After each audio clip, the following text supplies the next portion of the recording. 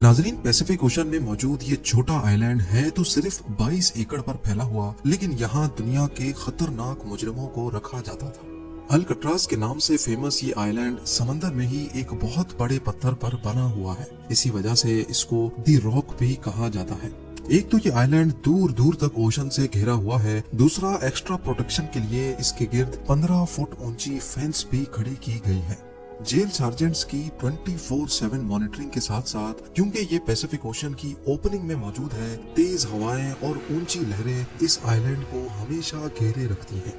इन सब कंडीशंस को देखते हुए 1934 में इसको फेडरल प्रिजन डिक्लेयर कर दिया गया, जहां हद से ज्यादा सिक्योरिटी दी जाती थी। इन शॉर्ट, यहाँ अगर कोई एक बार आ गया तो खुद से निकलना किसी भी सूरत मुमकिन नहीं था। इस जेल को इनएस्केपेबल का दर्जा हासिल था, लेकिन 12 जुलाई 1962 को अल्काट्राज का सारा भ्रम तब टूटा जब 3 प्रिजनर्स यहाँ की सिक्योरिटी को बड़ी महारत से धोखा देकर फरार हो गए। इस कहानी के मेन किरदार ये 4 लोग हैं, जिनमें जॉन विलियम एंगलिन और क्लियरेंस एंगलिन आपस में भाई हैं। इनको एक बैंक रॉबरी के केस में यहाँ रखा गया था। उसके बाद ये है फ्रैंक मॉरिस, जो 13 सालों की एज से ही ऑन एंड ऑफ जेल की शक्ल देखता रहा है। इसको भी अल्काट्राज में बैंक रॉबरी की वजह से रखा गया था। आखिर में ये है एलन वेस्ट, जो पहले भी कई बार दूसरे जेलों से भागने की कोशिश कर चुका है। इसी वजह से इसको मैक्सिमम सिक्योरिटी के लिए अल्काट्राज में रखा गया। एलन वेस्ट इस जेल में काफी अरसे से है, इसी वजह से इसको जेल के कंपाउंड के बारे में दूसरों से ज्यादा मालूम है।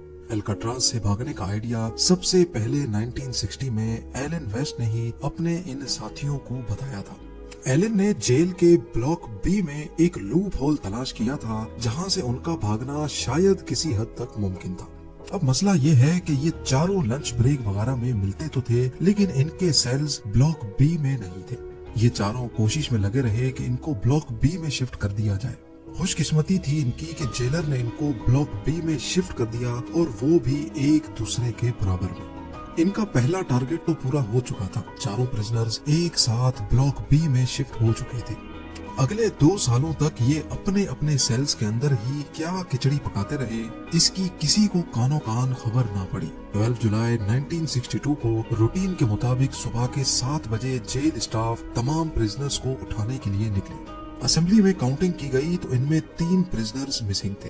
जब स्टाफ ने तमाम सेल्स को दोबारा से चेक किया तो ब्लॉक बी में एंगलिन ब्रदर समेत फ्रैंक मॉरिस को अपने ही बेड पर सोया हुआ पाया। उनको ये बात बिल्कुल भी नॉर्मल नहीं लगी और उन्होंने सेल के अंदर जाकर उनको उठाने की कोशिश की।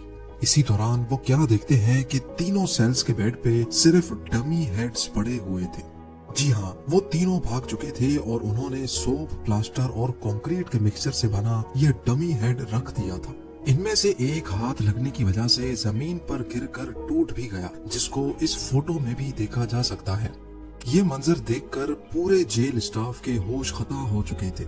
उन्होंने ये समझकर कि प्रिजनर्स आइलैंड से बाहर तो जा नहीं सकते, पूरे आइलैंड की छानबीन शुरू कर दी, लेकिन कहीं भी उनका नामो निशान ना मिल सका।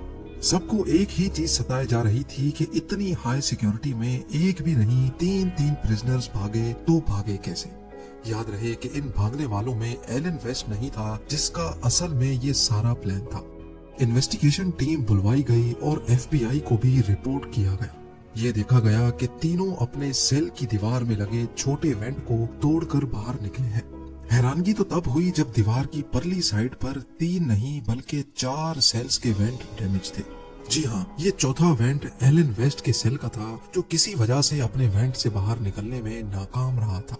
एलन वेस्ट को अब अच्छी तरह मालूम पड़ चुका था कि उसके बचने का कोई चांस नहीं है, लिहाजा उसने इसी बात में अपनी भलाई मानी कि इन्वेस्टिगेटर्स को सारा प्लान बता देना चाहिए। यही एलन ने एतराफ किया था कि सारा प्लान असल में उसी का था। उन्होंने ये डमी हेड्स बनाए थे और इसमें लगे बाल उन्होंने जेल के अंदर हेयर कट के दौरान ही चुराए थे। चारों सेल्स की बैक वॉल पे एक छोटा वेंट था, जिसकी साइज 5 बाय 9.5 इंच थी। एलन को इन सेल्स का लूप होल मालूम था, क्योंकि वो जेल की मेंटेनेंस में भी काम कर चुका था। उसको मालूम था कि इसकी दीवारें सिर्फ 6 इंच मोटी हैं और वेंट के सुराख को आसानी से बड़ा किया जा सकता है।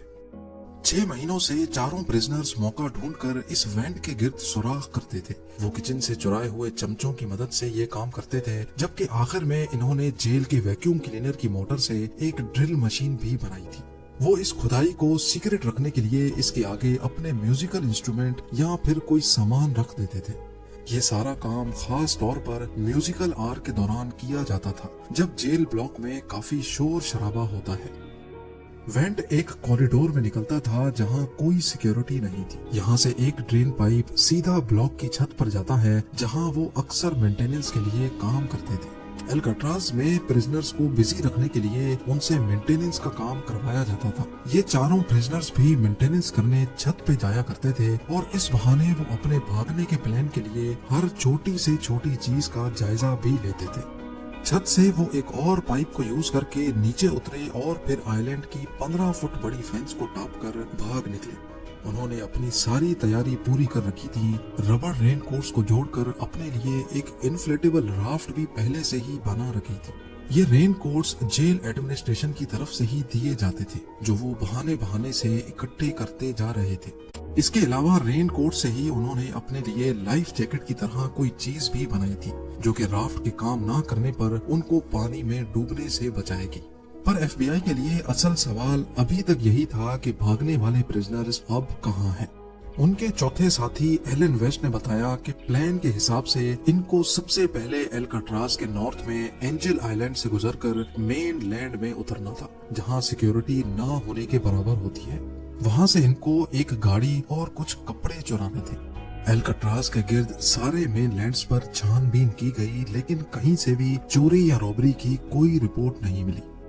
इम्पॉसिबल सिक्योरिटी को चकमा देकर भागने वाले प्रिजनर्स को समंदर निकल गया, या फिर एलन वेस्ट की कहानी भी एफबीआई को चकमा देने के लिए बनाई गई थी। उन तीनों का कहीं कोई नामो निशान नहीं मिल रहा था।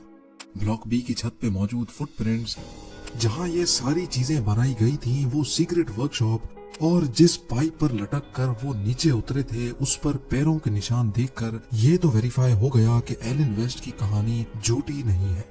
अब एफबीआई के साथ साथ coast guards, bureau of prison और यूएस मार्शल सर्विस को भी इस केस में शामिल करके समंदर में प्रिजनर्स को ढूंढना शुरू कर दिया गया। पर उनको कहीं भी ना प्रिजनर्स मिले और ना ही कोई राफ्ट या फिर लाइफ जैकेट। ये पुलिस केस से हटकर अब एक मिस्ट्री केस बनने जा रहा था।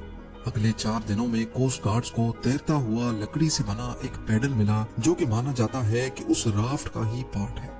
उसके बाद रेन कोट से बने 2 बैग्स भी मिले, जिसमें प्रिजनर्स का पर्सनल सामान जैसा कि फैमिली फोटो और लेटर्स वगैरह मौजूद थे।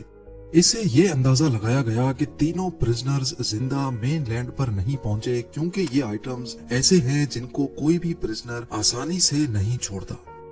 कोई भी डेड बॉडी 2 दिनों के बाद पानी के सरफेस पे फ्लोट करने लगती है, लेकिन अगले कई महीनों तक इन्वेस्टिगेशन टीम को ना कोई बॉडी मिली, ना कोई बॉडी पार्ट। एक थ्योरी ये भी है कि तीनों प्रिजनर्स राफ्ट से नहीं तो स्विम करके मेन लैंड पहुंच गए होंगे, क्योंकि 1962 में एस्केप के बाद एफबीआई ने एंगलिन ब्रदर्स की फैमिली पर कड़ी नजर रखी हुई थी। उनके एक भतीजे डेविड विडनर ने एफबीआई को बताया कि जॉन और क्लेरेंस के बड़े भाई ने मौत के वक्त अपनी बहनों को बताया कि उनके भाई सही सलामत मौजूद है और वो उनके साथ कांटेक्ट में है। कई फैमिली मेंबर्स ने एफबीआई को यह भी बताया कि फैमिली में छोटे बड़े दिन पर 2 खवातीन अजीब से मेकअप में देखी गई है, जो शायद जॉन और क्लेरेंस ही भेस बदल कर आते हैं, लेकिन इसके बाद वो दोनों खवातीन कभी नजर नहीं आई। इसके अलावा एस्केप के 15 सालों के बाद एंगलिन ब्रदर्स के कजन ने ब्राजील में दोनों भाइयों को एक क्लब में देखा और उनकी फोटो भी कैप्चर कर ली। उनकी फैमिली का भी यही मानना है कि ये एंगलिन ब्रदर्स ही हैं, लेकिन यूएस मार्शल सर्विस के इन्वेस्टिगेटर्स का मानना है कि इस फोटो में जो शख्स दिख रहे हैं, इनकी एज एंगलिन ब्रदर्स से मैच नहीं होती। ये आखिरी बार था जब एंगलिन ब्रदर्स के जिंदा होने की कोई खबर मिली थी। इसके बाद आज तक इनका कोई अता पता न चल सका। एस्केप के अगले ही साल अल्काट्राज को बंद कर दिया गया। 1979 में हिम्मत हार कर एफबीआई ने भी ऑफिशियली इस केस से हाथ उठा लिए। अब सिर्फ यूएस मार्शल सर्विस है जहां ये केस अभी तक खुला हुआ है, और ये तब तक खुला रहेगा जब तक या तो प्रिजनर्स पकड़े नहीं जाते, उनकी डेड बॉडी नहीं मिलती, या फिर उनकी एज 99 नहीं हो जाती। एल्कट्राज आइलैंड को आज एक नेशनल पार्क में बदल दिया गया